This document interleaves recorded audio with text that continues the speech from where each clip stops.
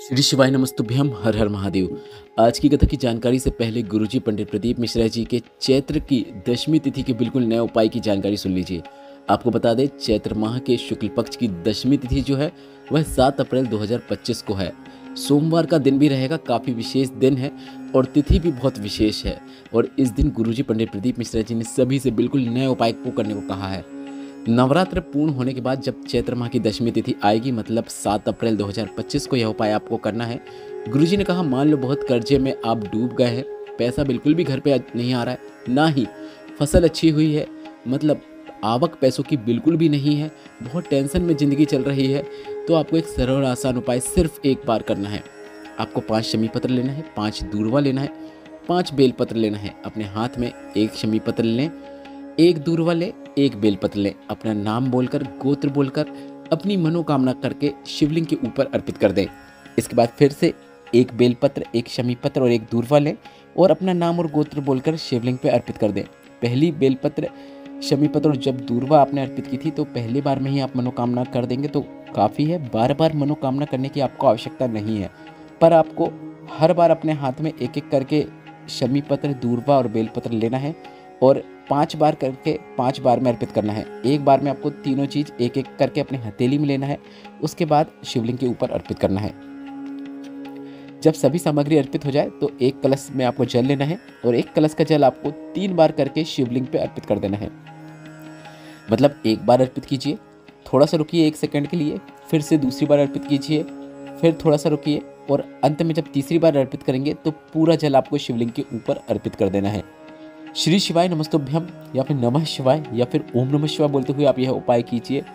व्यापार नहीं चल रहा है बाबा, तुझको ही संभालना है, घर में पैसा नहीं आ रहा है, इस प्रकार से आप कामना कर सकते हैं। थोड़ा सा जल को प्राप्त करके आपको अपने घर पर लाना है। घर के मुख्य द्वार में जो आपकी चौखट होती है उसके बीचों बीच आपको उस जल का सिंचन कर देना है, या फिर आपका जो व्यापार का स्थान है वहाँ पर भी आप उस जल का सिंचन कर सकते हैं, छीटन कर सकते हैं। पैसों की ऐसी आवक होगी जीवन में, आपका पत्र स्वयं आएगा कि गुरुजी बाबा ने हमें यह प्रदान किया है। यह विशेष उपाय आपको 7 अप्रैल को चैत्र की दशमी तिथि के विशेष अवसर पर सोमवार के दिन अवश्य करना है।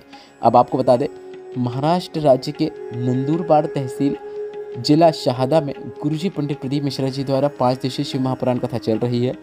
यह 1 अप्रैल से शुरू हुई है जो कि 5 अप्रैल तक चलने वाली है। इस शिवपुराण कथा को आप दोपहर के 1 बजे से 4 बजे तक आस्था और यूट्यूब के माध्यम से देख पा रहे हैं। आज की कथा मतलब 3 अप्रैल की कथा में गुरुजी ने 2 बिल्कुल नए उपायों की जानकारी दी है जो हम आपको आगे बताएंगे। आज 3 अप्रैल तीसरे दिन की श्री शिव महापुराण कथा में गुरुजी पंडित प्रदीप मिश्रा जी ने 16 उपाय पत्र और उपयोगी जानकारियाँ दी हैं। सभी की जानकारी आपको इस वीडियो के माध्यम से मिलने वाली है। अगर किसी कारणवश आपने आज की कथा नहीं सुन पाई है तो पूरी कथा का रास्ता तो आपको इस छोटे से वीडियो से प्राप्त होने वाला है। कल के वीडियो में हमने आपसे एक प्रश्न किया था कि नवरात्र के पहले दिन देवी के किस रूप का पूजन अर्चन होता है, तो सही उत्तर है शैलपुत्री। जिन्होंने सही उत्तर दिया है उनके नाम आप स्क्रीन पर देख सकते हैं। आज की वीडियो का प्रश्न इस प्रकार है, नवरात्र के 9वें दिन देवी के किस रूप का पूजन किया जाता है। आपके ऑप्शन है सिद्धिदात्री और दूसरा ऑप्शन है महागौरी। अगर आपको इस प्रश्न का उत्तर मालूम है तो कमेंट बॉक्स में आप उत्तर टाइप कर सकते हैं। सही उत्तर देने वालों के नाम कल के वीडियो में हम जरूर बताएंगे। बढ़ते हैं आज की कथा की पहली विशेष जानकारी की ओर। कथा शुरू होते ही गुरुजी ने कहा, जितने लोग कथा सुन रहे हैं सभी से एक निवेदन करना चाहेंगे। कुबेर का धन, कुबेर का वैभव, कुबेर की प्रतिष्ठा सब कुछ कैलाश के नीचे है, अर्थात भोलेनाथ के चरणों में है। भोलेनाथ के शिवलिंग पर जब हम जल चढ़ाते हैं तो थोड़ा सा जल जब हम प्राप्त करके अपने घर पर या व्यापार पर या व्यवसाय के स्थान पर लाकर सिंचन करते हैं तो आपके घर में, आपके व्यापार में आपको धन, वैभव, प्रतिष्ठा निश्चित प्राप्त होती है। यह निश्चितता है। बढ़ते हैं आज की कथा की दूसरी विशेष जानकारी की ओर। गुरुजी ने कहा, शिव को जल चढ़ाने का मतलब यह है दुख की राह को बंद करके सुख की राह को खोल देना। इसलिए शिव महापुराण की कथा कहती है कि हमें शिवलिंग पर रोज जल अर्पित करना चाहिए। बढ़ते हैं आज की कथा की तीसरी विशेष जानकारी की ओर। गुरुजी ने कहा, किसी ने कह दिया अगर तुम्हारे हाथों में जो लकीरें हैं वह गलत है, सही नहीं है, तुम्हारे जीवन में तो कुछ भी अच्छा नहीं हो सकता है, तो उन्हीं हाथों से, उन्हीं हाथों की लकीरों में 1 लोटा जल आपको लेना है और भोलेनाथ के शिवलिंग पर जल चढ़ाना शुरू कर देना है। उल्टी रेखाएं, गलत रेखाएं सब सही होना अपने आप शुरू हो जाती हैं। बढ़ते हैं आज की कथा की चौथी विशेष जानकारी की ओर। ललिता जी पद लेकर आई जिसमें लिखा, मेरे पति आर्मी से रिटायर हुए और इसके बाद वे रिक्शा भी चलाते थे और पढ़ाई भी करते थे। नासिक की कथा हमने पंडाल में सुनी। मैंने मेरे पति से कहा कि आप भले ही कथा ना सुनो, पर मुझे पंडाल तक तो छोड़ दो। 2 दिन छोड़ने के बाद तीसरे दिन पति कथा पंडाल में आए। उन्होंने एक महिला को देखा जो बहुत दूर से पैदल चल के आ रही थी।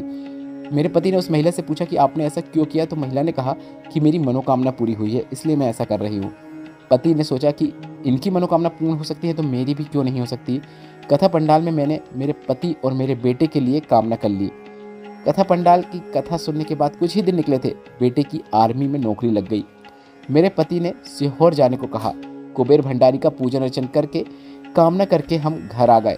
3 महीने भी नहीं निकले थे, मेरे पति की जेल प्रहरी के रूप में नौकरी लग गई है। उसी का आभार व्यक्त करने हम कथा पंडाल में आए हैं। बढ़ते हैं आज की कथा की 5वीं विशेष जानकारी की ओर। गुरुजी ने कहा, अंग्रेजों ने भारत में आकर सबसे पहले राजा महाराजाओं के खानदान को तोड़ना चाहा, और जब वे खानदान नहीं तोड़ पाए तो उन्होंने खान पान तोड़ना शुरू कर दिया। विदेशों से मांस मदिरा को भारत में लाकर खिलाना शुरू किया। पहले के सनातनी कभी भी मांस मदिरा को हाथ भी नहीं लगाते थे। बढ़ते हैं आज की कथा की 6वीं विशेष जानकारी की ओर। गुरुजी ने कहा, उम्र और कमर जब 40 की हो जाए तो भोजन की मात्रा नहीं बढ़ाना है, भजन की मात्रा बढ़ाना है। बढ़ते हैं आज की कथा की 7वीं विशेष जानकारी की ओर। गुरुजी ने कहा, अगर कोई तुमसे कहे कि शंकर का भजन करने वाले को परिवार से दूर कर देते हैं शंकर, या फिर कोई तुमसे कहे कि शंकर की भक्ति करने वाले को साधु बना देते हैं शंकर, तो ऐसा बिल्कुल भी नहीं है। शंकर तो अपने स्वयं के परिवार को भी अपने पास रखते हैं। भोलेनाथ का पूरा परिवार भोलेनाथ के समीप रहता है। गणेश, कार्तिकेय, अशोक सुंदरी, माता पार्वती, नंदी, यह सब हमेशा भोलेनाथ अपने समीप रखते हैं। बढ़ते हैं आज की कथा की 8वीं विशेष जानकारी की ओर। गायत्री जी अकोला महाराष्ट्र से पत्र लेकर आई, जिसमें उन्होंने लिखा, 2019 से एमपीएससी की परीक्षा दे रही थी, पर मेरा चयन नहीं हो रहा था। रोज मंदिर में जाकर जल चढ़ाना शुरू किया। नंदुरबार की कथा जो अभी चल रही है, इसमें बाबा से कामना कर ली और आज मेरा रिजल्ट आया है। मैं परीक्षा में उत्तीर्ण हो गई हूँ। उसी का आभार व्यक्त करने में कथा पंडाल में आई हूँ। बढ़ते हैं आज की कथा की 9वीं विशेष जानकारी की ओर। मंगला जी शाहदा से ही पत्र लेकर आए, जिसमें उन्होंने लिखा, मुझे गर्भाशय में कैंसर की बीमारी हो गई। कई जगह दिखाया, बहुत तकलीफ में जीवन व्यतीत हो रहा था। आपकी कथा सुनना शुरू किया, भोलेनाथ के शरण में जाना शुरू किया। रोज 1 लोटा जल चढ़ाती, रुद्राक्ष वाला जल शिवलिंग पर चढ़ाना शुरू किया। थोड़ा सा जल प्राप्त करके उसका आचमन कर लेती। बाबा की कृपा से अगली रिपोर्ट में मेरी बीमारी ठीक हो गई। उसी का आभार व्यक्त करने हम कथा पंडाल में आए हैं। बढ़ते हैं आज की कथा की 10वीं विशेष जानकारी की ओर। गुरुजी ने कहा, जब किसी व्यक्ति के घर में एक बेटी का जन्म होता है, बेटी की किलकारियाँ गूंजती हैं, बेटी के पाँव की खनक आती है, बेटी के चरण किसी घर में आते हैं और माता पिता शिव की कृपा से पालन पोषण करके उसका कन्यादान कर देते हैं, तो उनके जो जन्म है वह वहीं पर पूर्ण होता है और उन्हें दोबारा जन्म नहीं लेना होता है। उन्हें मोक्ष की प्राप्ति होती है। सुखी वो नहीं जिनके घर में धन की पेटी है, सुखी तो वे हैं जिनके घर में मुस्कुराती बहू और बेटी हैं। नवरात्र चल रहे हैं और गुरुजी ने सभी से कहा है कि आपको माता से एक प्रार्थना जरूर करना चाहिए कि माँ आपको हमारे घर में भी अवश्य आना है। बढ़ते हैं आज की कथा की 11वीं विशेष जानकारी की ओर। गुरुजी ने बताया कि हिमालय राज्य के यहाँ जब माता पार्वती का जन्म हुआ तो लोगों के यहाँ एक दिन का जन्म उत्सव मनाया जाता है, पर माता पार्वती जब तक कन्यादान नहीं हुआ तब तक माता पार्वती का जन्मदिन प्रतिदिन मनाया जाता था। ऐसा देखकर एक बार इंद्र हिमालय राज से पूछे कि आप बहुत खुश हैं, तो हिमालय राज ने कहा कि बेटी का जन्म हुआ है इसलिए हम इतने खुश हैं। तो इंद्र ने कहा, बेटी तो 7 साल की हो गई है फिर भी। तो हिमालय राज ने कहा, एक बेटी जब अपने घर में बैठकर भोजन करती है तो 1000 अश्वमेघ यज्ञ का फल प्रतिदिन प्राप्त होता है, इसलिए हम जन्म उत्सव भी प्रतिदिन मनाते हैं। बढ़ते हैं आज की कथा की 12वीं विशेष जानकारी की ओर। गुरुजी ने कहा, दुनिया वालों से पूछो, नवरात्र में, अष्टमी में और नवमी की तिथि में कन्या का पूजन क्यों करते हैं, कन्या को भोजन क्यों कराया जाता है? क्योंकि जब कन्या आपके घर में बैठकर भोजन करती है तो उस घर के भंडार कभी भी खाली नहीं होते हैं। बढ़ते हैं आज की कथा की 13वीं विशेष जानकारी की ओर। गुरुजी ने कहा, आजकल के लोग मंदिर में जाकर भगवान से बोलते हैं कि बेटा दे दो, और बाजू में बैठी लक्ष्मी जी कहती हैं कि इनको सिर्फ बेटा देना, लक्ष्मी मत देना। और जब आगे चलकर बेटा लक्ष्मी स्वरूप में धन चाहता है और उसे धन नहीं मिलता है और ना ही उसे लक्ष्मी स्वरूप में पत्नी मिल पाती है। बढ़ते हैं आज की कथा की 14वीं विशेष जानकारी की ओर। गुरुजी ने कहा कि आज माता कात्यायनी का दिन है और कात्यायनी माता की कथा भी आई है। कात्यायन ऋषि के घर में माता कात्यायनी का जन्म हुआ और माता कात्यायनी ने बचपन से ही शिव की आराधना करना शुरू कर दी। कहते हैं महिषासुर का वध भी करने वाली माता कात्यायनी ही है। बढ़ते हैं आज की कथा की 15वीं विशेष जानकारी की ओर। गुरुजी ने कहा कि माता कात्यायनी ने तो बहुत से सूत्र दिए हैं, पर आपको 2 सूत्र अवश्य ध्यान में रखना चाहिए। पहला सूत्र है, माता कात्यायनी अपने पिता से कहती हैं कि एक नारी का जीवन संपूर्ण संघर्ष और समर्पण का जीवन होता है। एक नारी अपने परिवार को, कुल को पार लगा सकती है, पर एक नारी अपने परिवार में रहकर भेद करती है तो अपने आप को और अपने पूरे कुल को डुबो देती है। सास को कभी भी बहुओं को पड़ले में नहीं तोलना चाहिए और सास को कभी भी अपने बहुओं में अच्छी और बुरी ऐसी बातों को नहीं लाना चाहिए। जो सास ऐसा करती है उसका बुढ़ापा आंसुओं से ही निकलता है। दूसरा सूत्र इस प्रकार है, एक लड़की अपने 2 कुल को तारती है, अपने मायके और ससुराल को, पर एक लड़की के चित्तवृत्ति में एक बात हमेशा होना चाहिए, अपने मायके से वह जितना प्रेम करती है, जितना उनकी चिंता करती है, जितना उनके बारे में सोचती है, उससे 1.5 गुना अधिक प्रेम, चिंता और स्नेह उसे अपने ससुराल वालों से करना चाहिए। इसके बाद गुरुजी ने कहा, आज के समय में बेटियों को, लड़कियों को ससुराल से ज़्यादा अपना मायका अच्छा लगता है, वहीं रहना पसंद करती हैं। और आज कोर्ट में जितने केस चोरी और मर्डर के नहीं चल रहे हैं, उससे अधिक मात्रा में केस तलाक के चल रहे हैं। बढ़ते हैं आज की कथा की 16वीं और अंतिम जानकारी की ओर। आज गुरुजी ने एक और नई शिव चर्चा की जानकारी दी है, इसलिए ध्यान से सुनिएगा।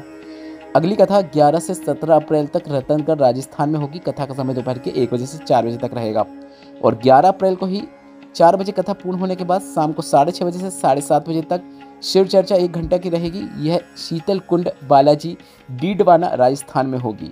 इसके बाद 21 अप्रैल से 27 अप्रैल तक सिंहेश्वर बिहार में शिव पुराण कथा होगी। इसके बाद 1 मई से 7 मई तक जयपुर में शिव पुराण कथा होगी। इसके बाद 11 से 17 मई तक गुमला झारखंड में शिव पुराण कथा होगी। इसके बाद 21 से 27 मई तक दिल्ली निरंकारी मैदान बोराडी में शिव पुराण कथा होगी। इस वीडियो में बताया कि जानकारी से संबंधित कोई प्रश्न है तो आप कमेंट बॉक्स से जरूर पूछेगा। आज की कथा से अगर आपको आनंद की प्राप्ति हुई है तो इस वीडियो को लाइक करके कमेंट बॉक्स में श्री शिवाय नमस्तुभ्यम या फिर हर हर महादेव अवश्य टाइप कीजिएगा। और अगर आप व्हाट्सएप में जुड़ना चाहते हैं तो व्हाट्सएप चैनल की लिंक कमेंट बॉक्स में पिन कर दी है, जिसमें टच करके आप हमें व्हाट्सएप में फॉलो कर सकते हैं, जो कि बिल्कुल फ्री है। वहाँ भी हम आपको उपयोगी जानकारियाँ ही देने वाले हैं। श्री शिवाय नमस्तुभ्यम, हर हर महादेव।